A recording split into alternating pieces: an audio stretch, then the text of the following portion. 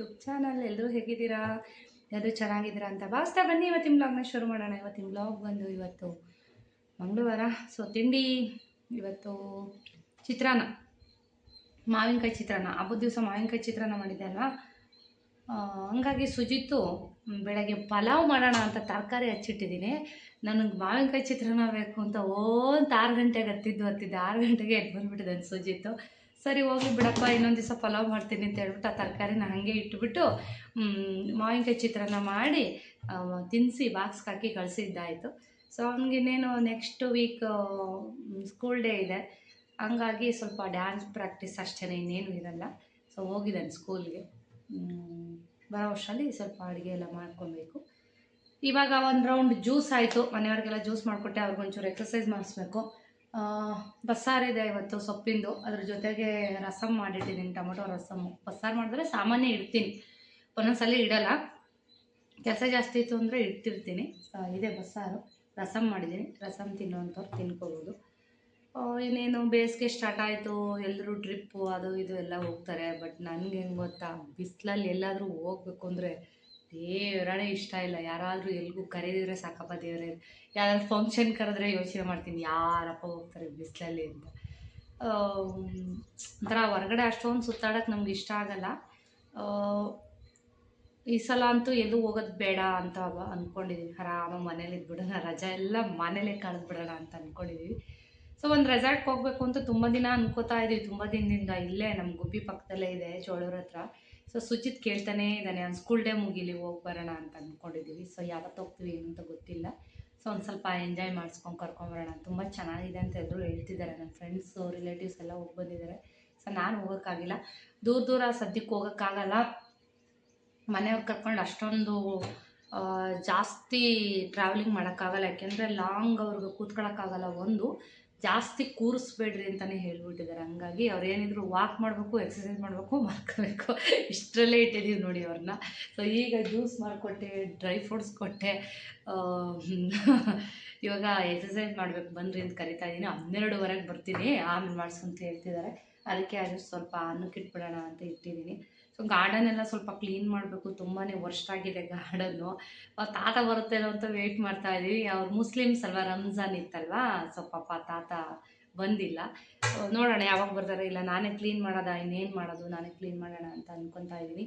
ನೋಡೋಣ. ಎಕ್ಸಸೈಸ್ ಅಂತೂ ರೆಗ್ಯುಲರಾಗಿ ವೀಡಿಯೋನಲ್ಲಿ ಹಾಕ್ತಾ ಇದ್ದೀನಿ, ನೋಡ್ಕೊಂಬಂದ್ಬಿಡಿ. ನೀವು ಕೂಡ ಈ ಬೇಸಿಗೆನಲ್ಲಿ ಯಾರಾದರೂ ವೆಯ್ಟ್ ಲಾಸ್ ಮಾಡಬೇಕು ಅಂತ ಅಂತಿರೋರು ಈ ಬೇಸಿಗೆಯಿಂದ ಶುರು ಮಾಡಿ. ಯಾಕೆ ಅಂತಂದರೆ ಬೇಸಿಗೆನಲ್ಲಿ ವೆಯ್ಟ್ ಲಾಸ್ ಬೇಗ ಆಗ್ತಾರಂತೆ. ಸೊ ಹಂಗಾಗಿ ಈ ಮನೆಯಲ್ಲಿ ಸ್ವಲ್ಪ ಎಲ್ಲ ಫ್ರೀಯಾಗಿರ್ತೀರ, ಸ್ಕೂಲಿಗೆ ಕಾಲೇಜಿಗೆ ಕಳಿಸೋ ಅಂಥದ್ದೇನು ಇರಲ್ಲ. ಸೊ ಹಂಗಾಗಿ ನಿಮ್ಗೆ ಬೇಕಾದಂಥ ಡಯಟ್ ಫುಡ್ಗಳನ್ನ ಮಾಡ್ಕೊಂಡು ತಿನ್ಬೋದು ಆರಾಮಾಗಿ. ಸೊ ಯಾರಾದರೂ ವೆಯ್ಟ್ ಲಾಸ್ ಮಾಡಬೇಕು ಅಂತ ಅನ್ನೋರು ಈ ಬೇಸಿಗೆಯಿಂದನೇ ಸ್ಟಾರ್ಟ್ ಮಾಡಿಬಿಡಿ. ಸ್ಕೂಲ್ ಬರೋ ವರ್ಷ ಸ್ವಲ್ಪ ಸ್ಲಿಮ್ ಆಗಿಬಿಡ್ಬೋದು ನೀವು ಕೂಡ.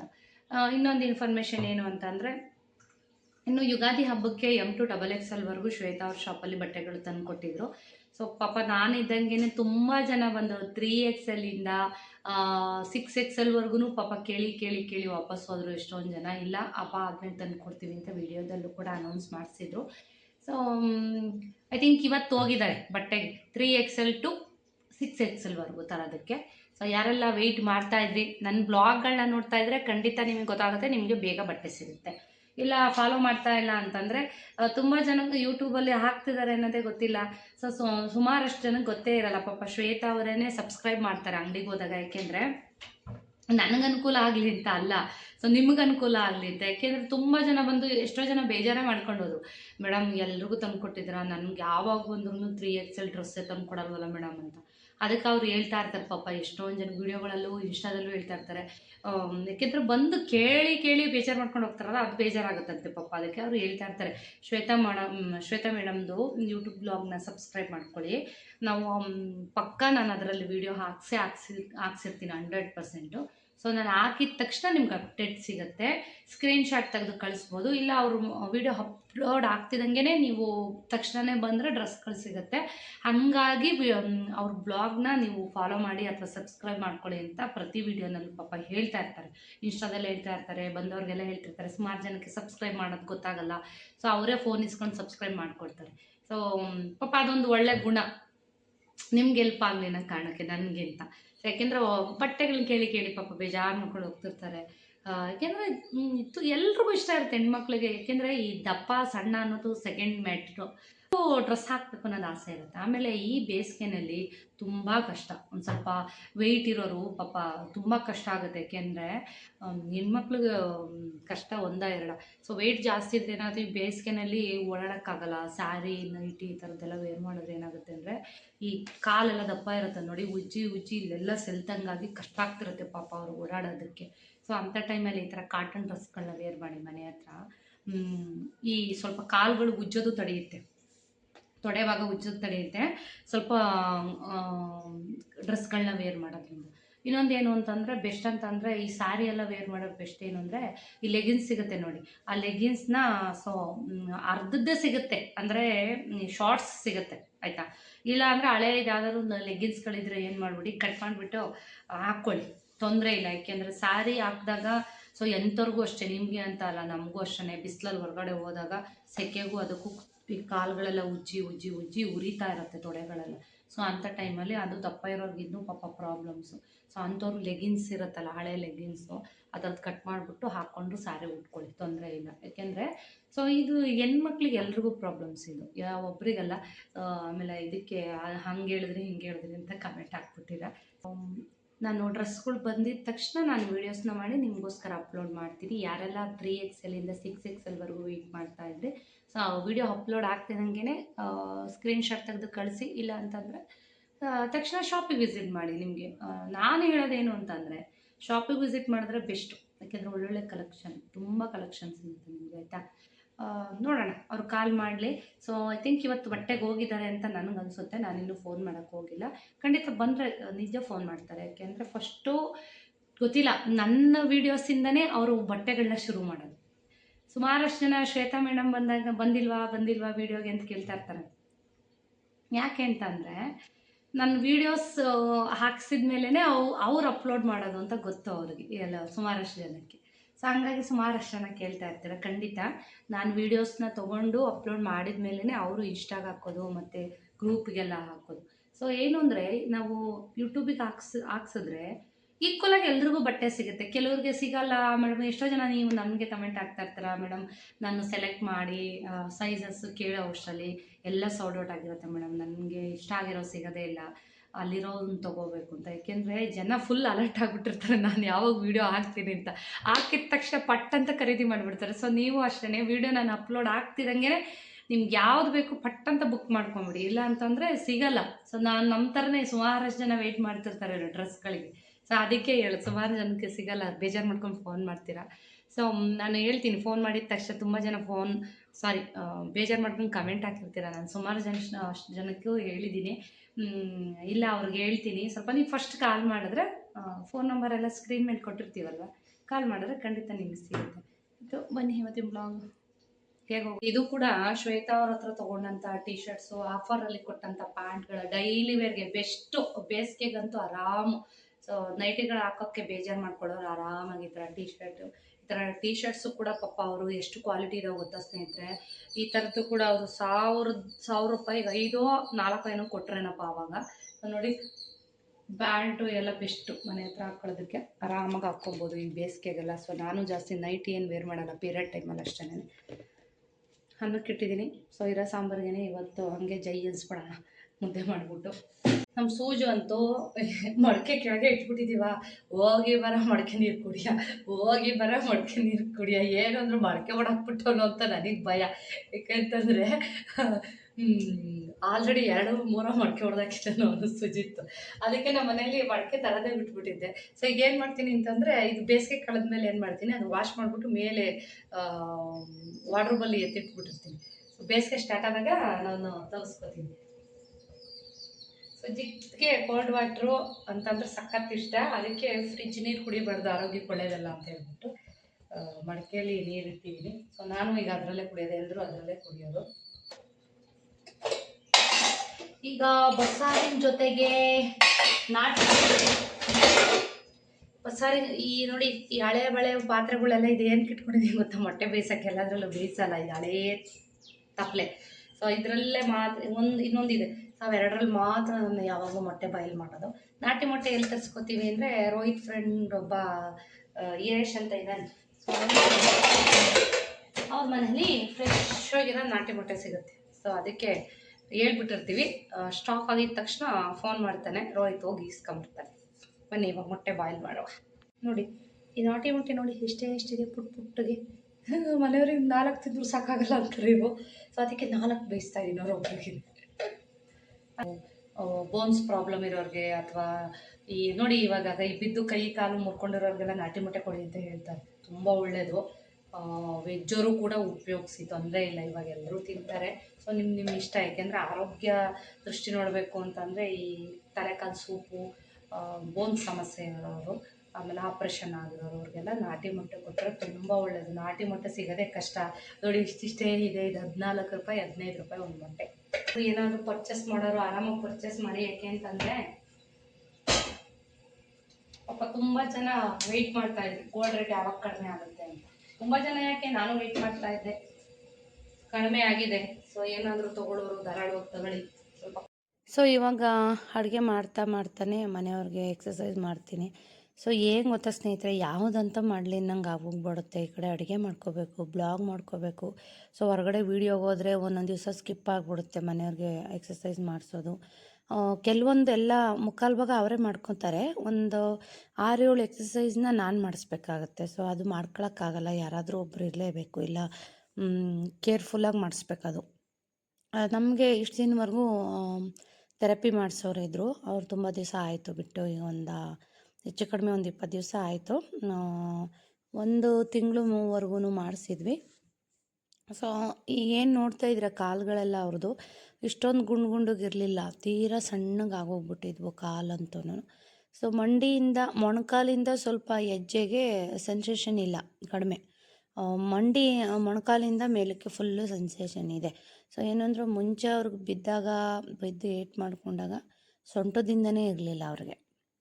ಆಮೇಲೆ ನಾನು ವಾಕ್ ಮಾಡಿಸ್ತಾ ಸೊ ಅಷ್ಟು ಬಂದಿತ್ತು. ಒಂದೊಂದು ಸಲ ಏನು ಮಾಡಿಬಿಡ್ತಾರೆ ಅಂತಂದರೆ ಸೋಂಬೇರಿ ಮಾಡ್ಕೊಂಡ್ಬಿಡ್ತಾರೆ ಮೈಂಡ್. ಒಂದೊಂದು ಸಲ ಯಾರು ಮಾಡ್ತಾರೆ ಈ ಥರ ಮಾಡಿಕೊಂಡು ಹೇಳಿದ್ದು ಕೇಳಲ್ಲ ಒಂದೊಂದು ಸಲ.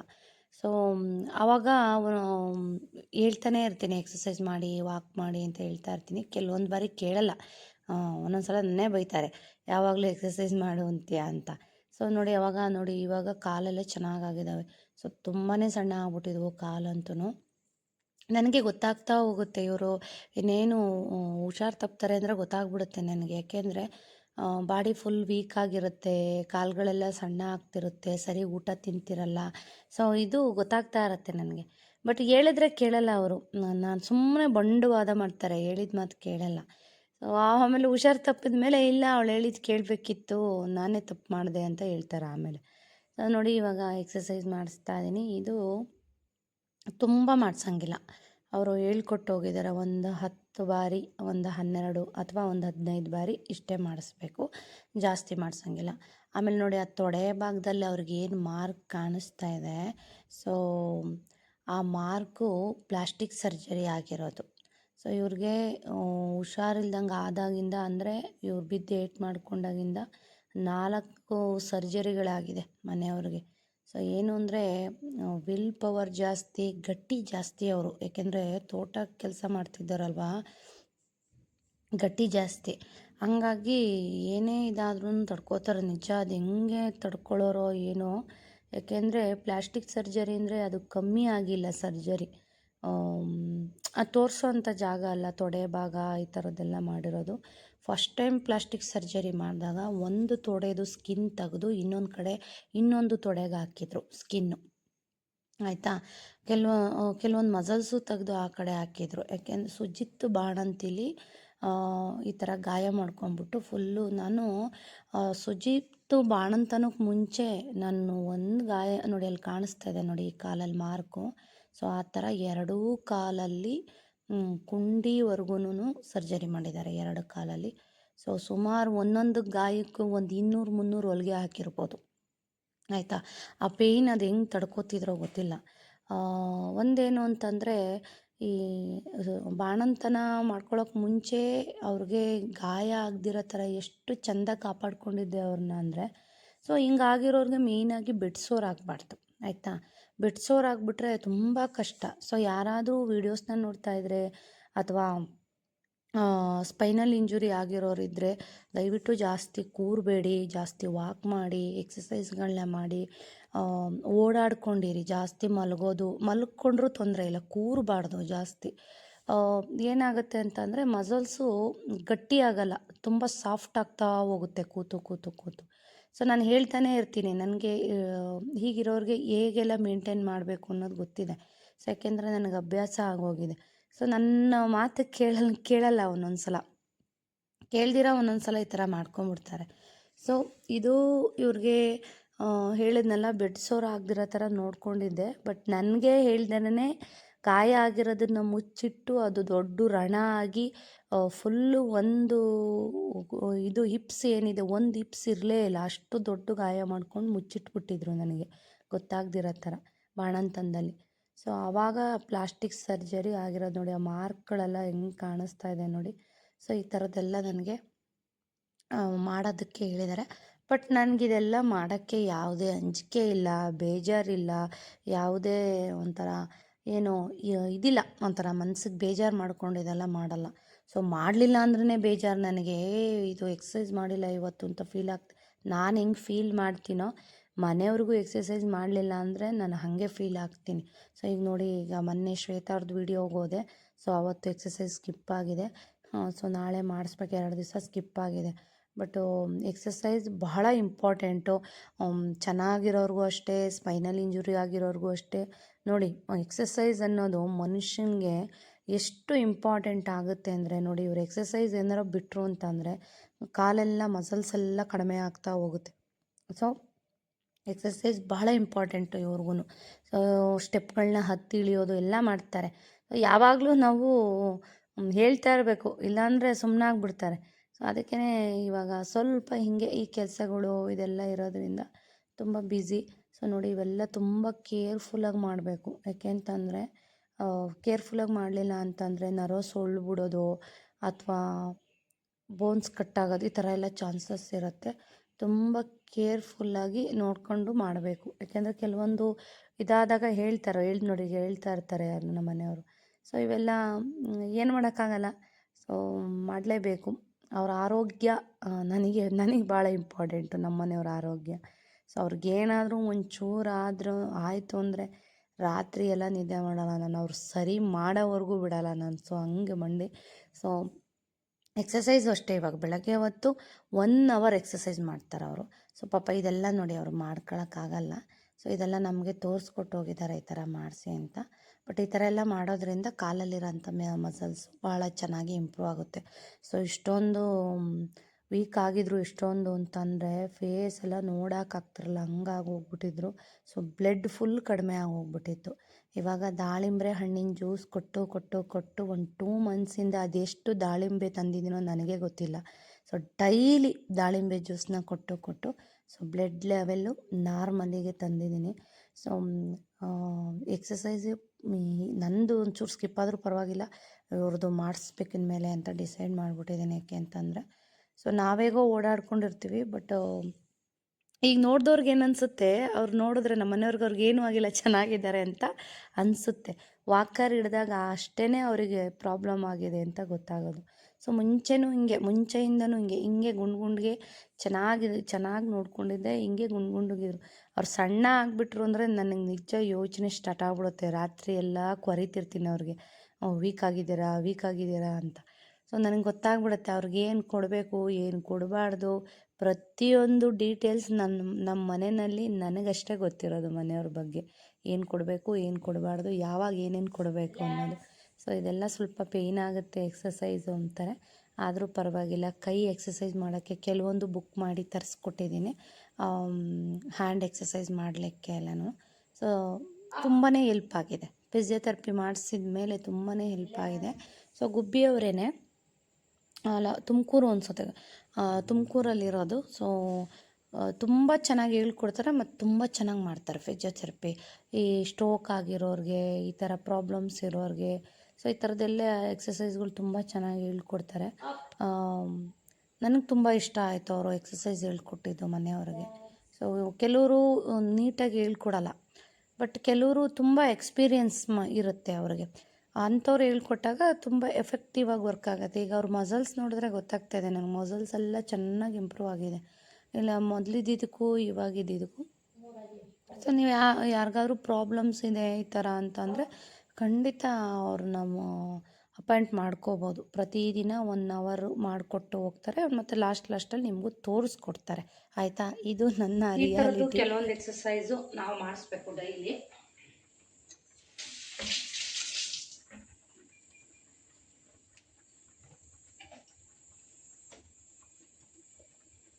ಅವ್ರಿಗೆ ಏಟಾಗಿ ಆಪ್ರೇಷನ್ ಆಗಿ 6 ತಿಂಗಳಿಗೆ ಈ ಥರ ಮಾಡಿಸಿದ್ವಿ.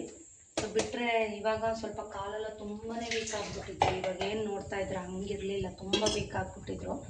ಸೊ ಹಂಗಾಗಿ ಹೇಳಿದ ಮಾತು ಕೇಳ್ದಲೇ ಹಂಗೆ ಮಾಡ್ಕೊಳ್ಳೋದು ಜಾಸ್ತಿ, ಹೇಳಿದ್ದು ಕೇಳಲ್ಲ.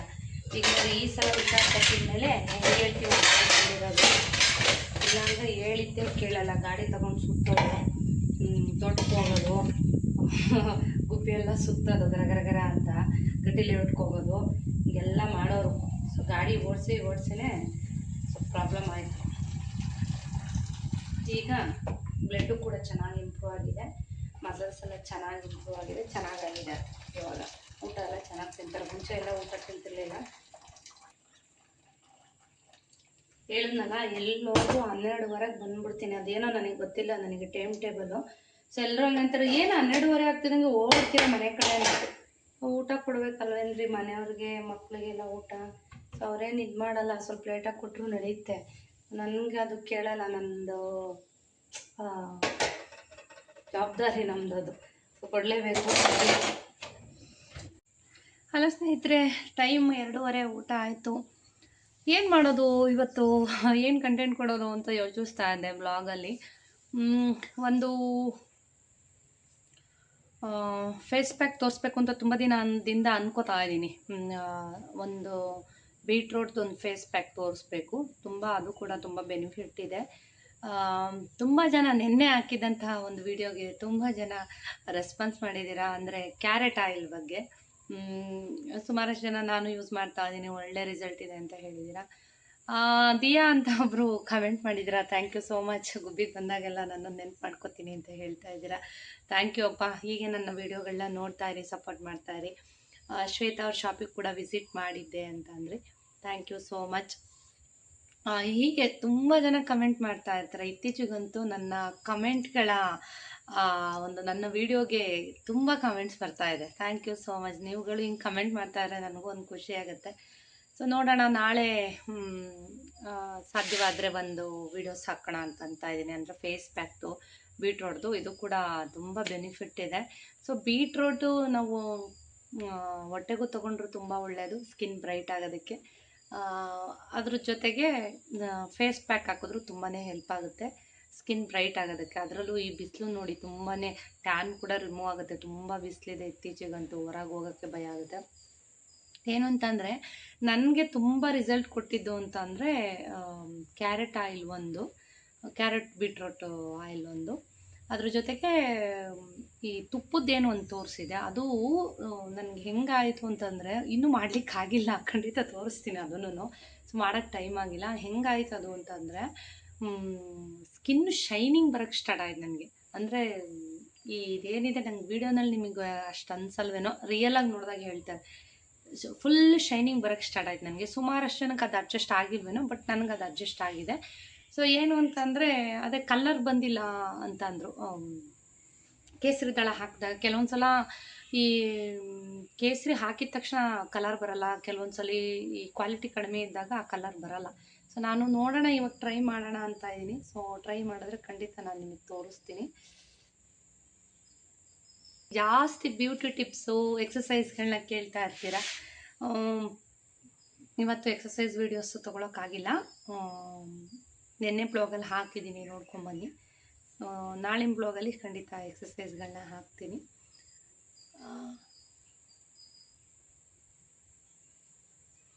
ತುಂಬಾ ಬೋರ್ ಆಗ್ತಾ ಇದೆ, ಕೂತು ಒಂದು ರೀಲ್ಸ್ ಆರು. ಸೊ ಟೌನ್ ಕಡೆ ಹೋಗ್ಬೇಕಿತ್ತು, ತುಂಬ ಬಿಸಿಲು.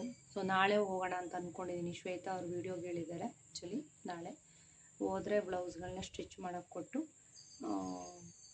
ಹೋಗಿ ಬರೋಣ ಅಂತ ಅಂದ್ಕೊಂಡಿದ್ದೀನಿ ನಾಳೆ. ಸೊ ನಾಳೆನೇ ಹೋಗೋಣ ಅಂತ ಫಿಕ್ಸ್ ಆಗಿದ್ದೀನಿ. ತುಂಬ ಬಿಸಿಲಿದೆ, ಇವಾಗ ಆಗಲ್ಲ ಹೋಗೋಕ್ಕೆ. ಓಕೆ ಸ್ನೇಹಿತರೆ, ಸುಜಿತ್ ಬಂದಮೇಲೆ ವಿಡಿಯೋನ ಕಂಟಿನ್ಯೂ ಮಾಡ್ತೀನಿ.